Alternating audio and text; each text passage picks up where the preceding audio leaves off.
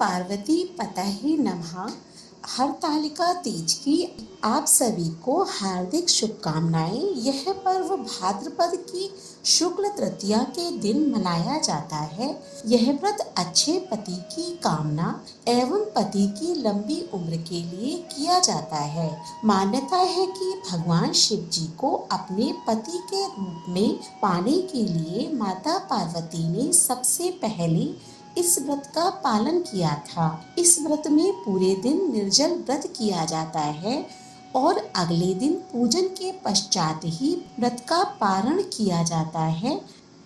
इस व्रत को हरतालिका तीज इसलिए कहा जाता है क्योंकि पार्वती जी की सखी उन्हें पिता के घर से हरण करके जंगल में ले गई थी, जहाँ पर पार्वती जी ने तपस्या की और उसके बाद उन्हें शिवजी प्राप्त हुए।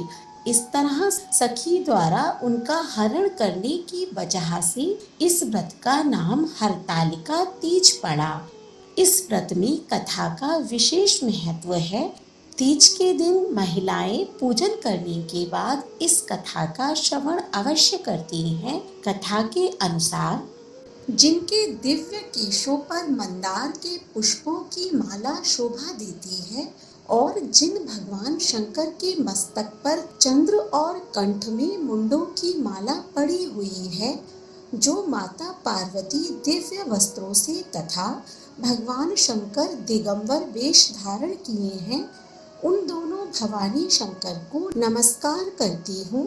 कैलाश पर्वत के सुंदर शिखर पर माता पार्वती जी ने श्री महादेव जी से पूछा, हे महेश्वर, मुझसे आप वह गुप्त से गुप्त वार्ता कहिए जो सबके लिए सब धर्मों से भी सरल तथा महान फल देने वाली हो।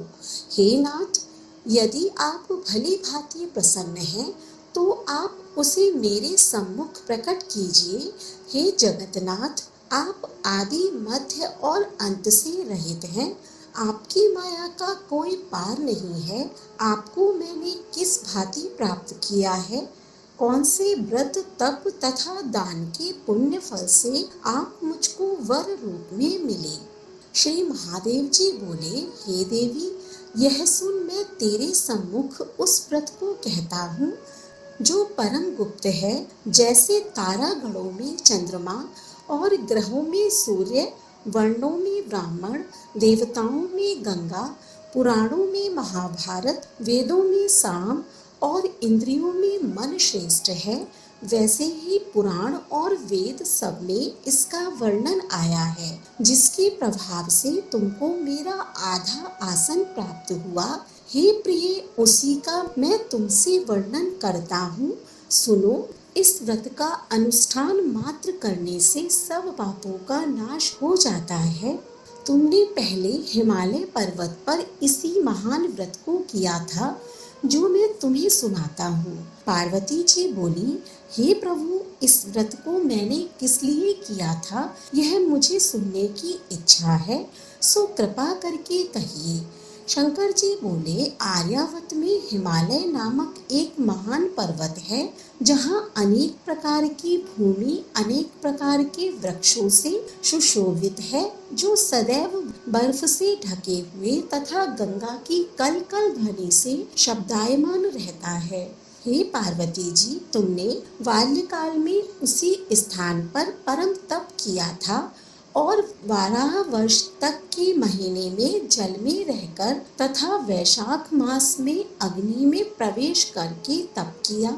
श्रावण के महीने में बाहर खुले में निवास करके अन्न त्याग कर तप करती रही। तुम्हारे उस कष्ट को देखकर तुम्हारे पिता को बड़ी चिंता हुई। वे चिंतातुर होकर सोचने लगे कि मैं इस कन्या की किससे शादी करूं।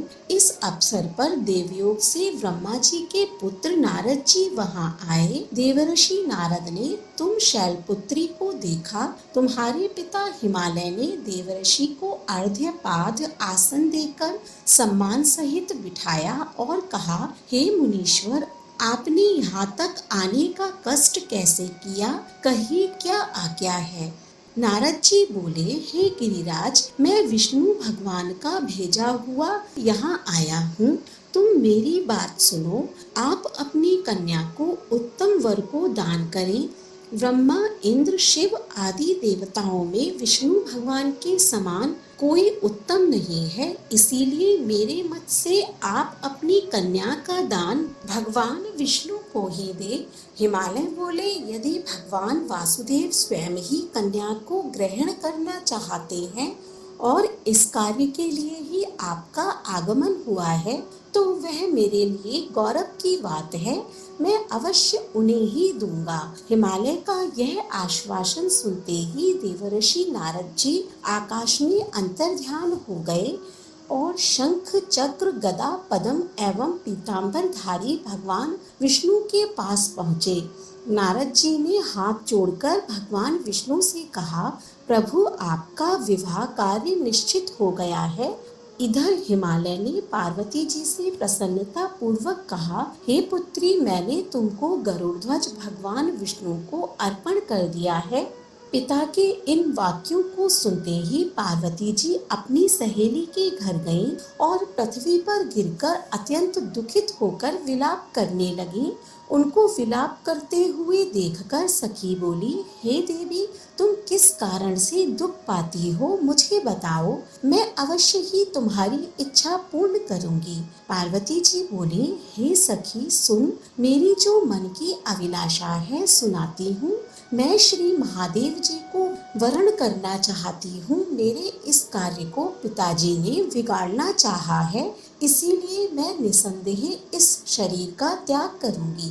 पार्वती जी के इन वचनों को सुनकर सखी ने कहा, हे देवी, तुम जिस वन को तुम्हारे पिताजी ने ना देखा हो वहाँ चली जाओ। तब हे देवी पार्वती, तुम अपनी सखी का यह वचन सुनकर ऐसे ही वन को चली गईं। पिता हिमालय ने तुमको घर पर ना पाकर सोचा कि मेरी पुत्री को कोई देव, दानव अथवा किन्नर हरण करके ले गया है।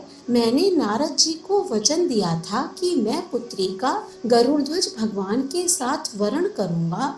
हाय, अब ये कैसे पूरा होगा? ऐसा सोचकर वे बहुत चिंतातुर हो गए, मूर्छित होकर गिर पड़े।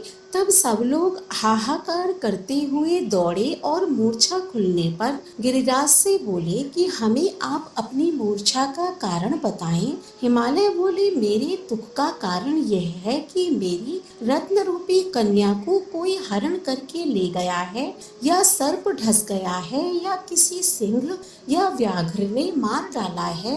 वह ना जाने कहाँ चली गई है, या उसे किसी राक्षस ने मार डाला है। इस प्रकार कहकर गिरिराज दुखित होकर ऐसे कांपने लगे जैसे तीव्र वायु के चलने पर कोई वृक्ष कांपता है। तत्पश्चात हे पार्वती, तुम्हें गिरिराज साथियों सहित घने जंगल में ढूंढने निकले।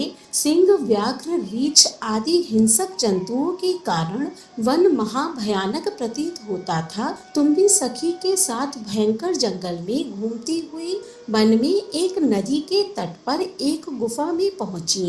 उस गुफा में तुम अपनी सखी के साथ प्रवेश कर गई, जहां तुम अन्न जल का त्याग करके बालू का लिंग बनाकर मेरी आराधना करती रही। उस समय पर तृतीया के दिन तुमने मेरा विधि विधान से पूजन किया तथा रात्रि को गीत गायन करते हुए जागरण किया। तुम्हारे उस महाव्रत के प्रभाव से मेरा आसन डोलने लगा।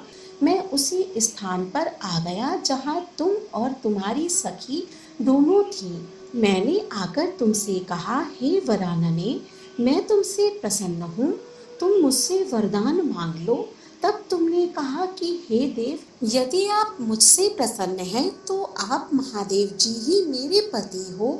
मैं तथास्तु ऐसा कहकर कैलाश पर्वत को चला गया और तुमने प्रभात होते ही मेरी उस बालू की प्रतिमा को नदी में विसर्जित कर दिया।